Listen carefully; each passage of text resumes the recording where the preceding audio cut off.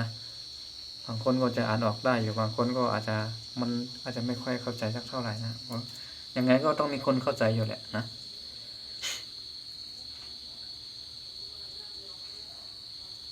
ภาษาของตนเองหนังสือของตัวเองไม่ต้องให้หายนะฮะเราสิบต่อกันไปอันคร่าวๆประมาณนี้นะฮะผิดถูกไม่ว่ากันเนาะ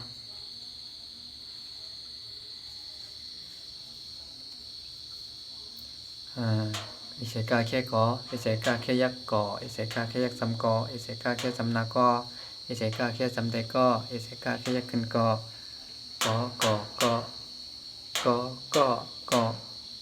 อิเสกาแค่ขออิเสกาแค่ยักขออิเสกาแค่ยักซ้ำคอ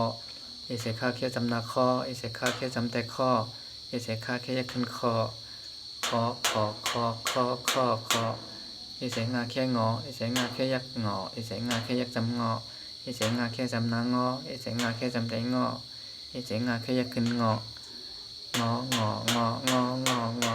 อิเสซาแค่ซออิเสซาแค่ยักจออิเสซาแค่ยักจำจออิเสซาแค่จำนาจออิเสซาแค่จำได้จออิเสซาแค่ยักขึ้นจอซออิเสซาแค่ซออิเสซาแค่ยักซออิเสซาแค่ยักจำซออิเสซาแค่จำนาซออิเสซาแค่จำได้ซออิเสซาแค่ยักขึ้นซออิเสญาแค่หยออิเสญาแค่ยักหยออิเสญาแค่ยักจำหยออิเสญาแค่จำนายออิเสญาแค่จำได้ยออิเสญาแค่ยักขึ้นหยอ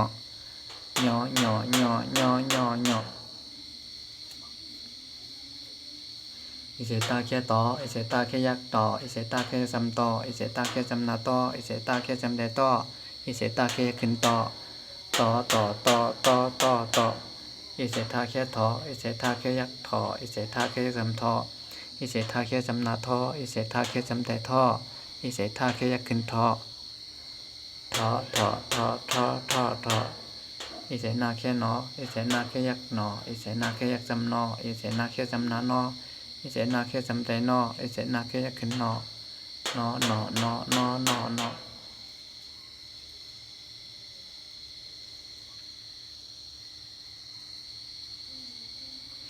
อิเสปาแค่ปออิเสปาแค่ยักปออิเสปาแค่ยักจำปออิเสปาแค่จำนาปออิเสปาแค่จำได้ปออิเสปาแค่ยักขึ้นปออิเสพาแค่พออิเสพาแค่ยักพออิเสพาแค่ยักจำพอ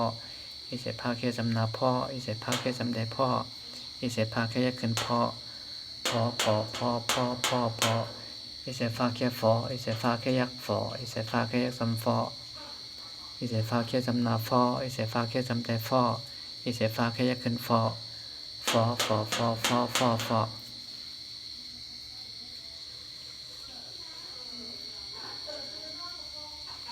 อิเสมาแค่หมออิเสมาแค่ยักหมออิเสมาแค่ยักจำมออิเสมาแค่จำนามอ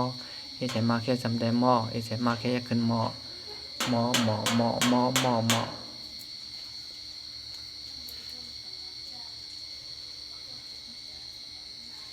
อิเสยาแค่ยออิเสยาแค่ยักยออิเสยาแค่ยักจำยออิเสยาแค่จำนายออิเสยาแค่จำได้ยออิเสยาแค่ยักขึ้นยออิเสราแค่รออิเสราแค่ยักรออิเสราแค่ยักจำรออิเสราแค่จำนารออิเสราแค่จำได้รออิเสราแค่ยักขึ้นรออิเสราแค่รออิเสราแค่ยักรออิเสราแค่ยักจำรออิเสราแค่จำนารออิเสราแค่จำได้รออิเสราแค่ยักขึ้นรอ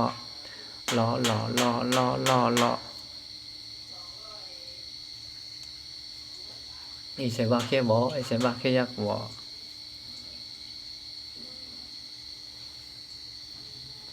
อิเสวาแค่ยักจำวออิเสวาแค่จำนาวออิเสวาแค่จำได้วออิเสวาแค่ยักขึ้นวอ